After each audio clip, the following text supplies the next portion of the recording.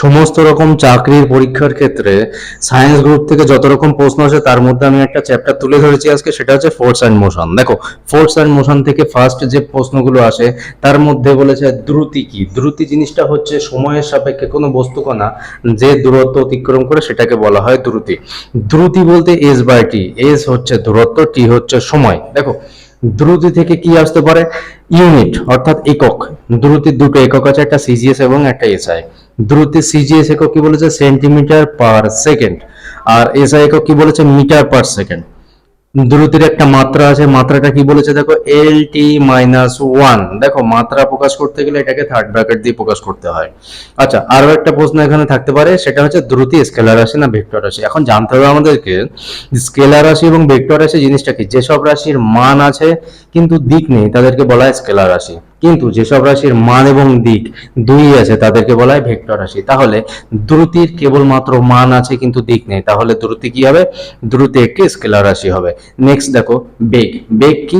বেগ বলছে সময়ের সাপেক্ষে সরণের হারকে বেগ বলা হয়। বেগেরও দুটো একক আছে, একটা সিজিএস এবং একটা এসআই। বেগের সিজিএস একক কি বলেছে দেখো?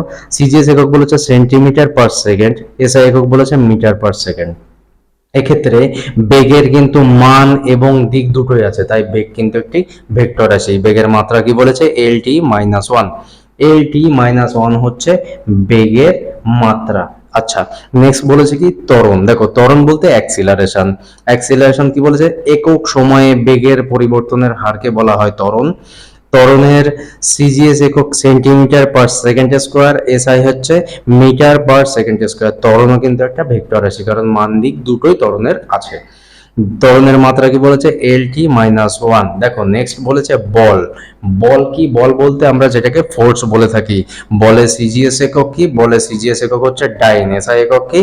নিউটন। আচ্ছা, বলের কিন্তু মাত্রা আছে, বলের মাত্রা কি? mL/10⁻²। দেখো, নেক্সট কি বলেছে? নেক্সট বলেছে ভরবেগ। দেখো, ভর ও বেগের সমন্বয়ে ভরবেগ তৈরি হয়। হ্যাঁ, ভর এবং বেগ এই দুটো সমন্বয়ে ভরবেগ তৈরি হয়। ভরবেগের সিজিএস একক gram centimetre per second, SI একক কি বলেছে? KG metre per second. ভরবেগের মাত্রা কি দেওয়া আছে? mL/10⁻²। নেক্সট দেখো চাপ। চাপ কি? একক ক্ষেত্রফলে যে পরিমাণ বল প্রযুক্ত হয় সেটাকে চাপ বলা হয়। চাপ সমান সমান, দেখো, চাপ সমান সমান বল বাই ক্ষেত্রফল। এক্ষেত্রে আমরা বলতে পারি যদি ক্ষেত্রফল বাড়ানো হয় তাহলে চাপ কমবে। কেন? চাপের সঙ্গে ক্ষেত্রফলে ব্যস্তানুপাতিক সম্পর্ক, কিন্তু চাপের সঙ্গে বলের সমানুপাতিক সম্পর্ক। এক্ষেত্রে দেখো, চাপ যত বাড়বে বল তত বাড়বে, ঠিক একইভাবে বল যত বাড়বে চাপ তত বাড়বে। চাপের সিজিএস একক কি বলেছে? ডাইন পার সেন্টিমিটার স্কোয়ার, এসআই একক বলেছে নিউটন পার মিটার স্কোয়ার। দেখো, এই নিউটন পার মিটার স্কোয়ারকে অনেক সময় পাস্কাল বলে ডাকা হয়, অর্থাৎ চাপের এসআই একক পাস্কালও বলা যেতে পারে।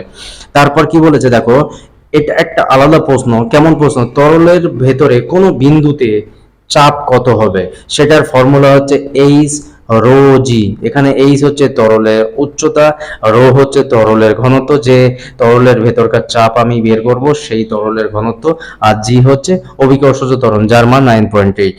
নেক্সট, চাপ মাপা হয় কিসে? ব্যারোমিটার যন্ত্র দিয়ে কিন্তু চাপ মাপা হয়। তারপর দেখো ঘনত্ব। ঘনত্ব অর্থাৎ ডেনসিটি।